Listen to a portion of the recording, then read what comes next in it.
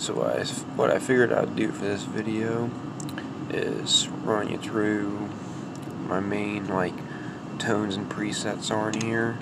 This effects unit, the Ampera one.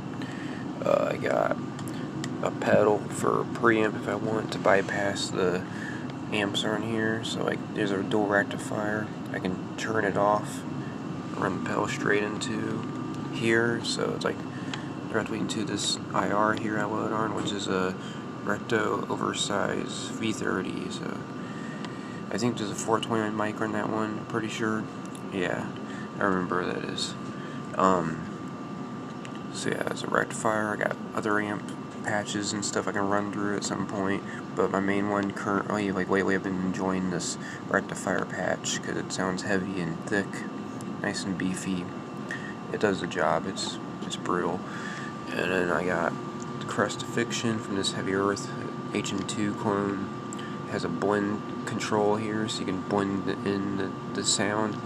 This basically turns your guitar into a chainsaw, and it's even got clipping options. You can get different types of saturation out of it, where the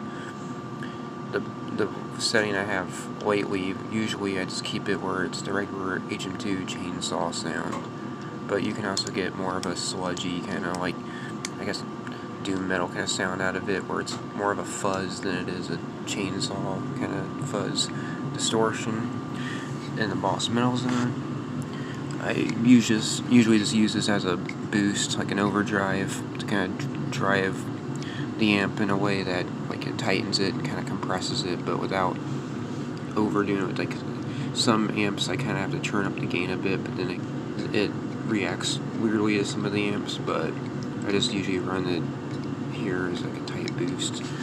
And then this adds balls to anything that's high gain, basically. So I use this with the low boost, usually at all times. And I usually just keep these settings here, but I hit this on, it beefens up the tone, it also keeps it nice and tight at the same time. It's perfect for anything heavy and brutal.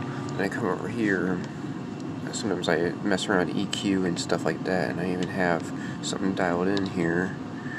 So yeah, I got basically these settings for now. I could mess around with more EQ and stuff, but I usually just do it a little bare minimum here and there with that kind of stuff.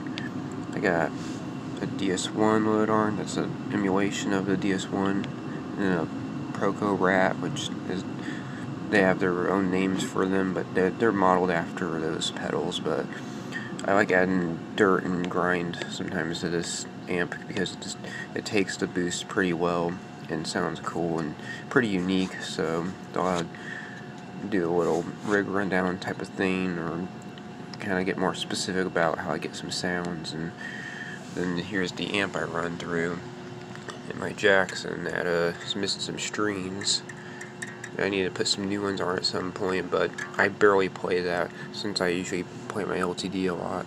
So this is the video. Jix47 out.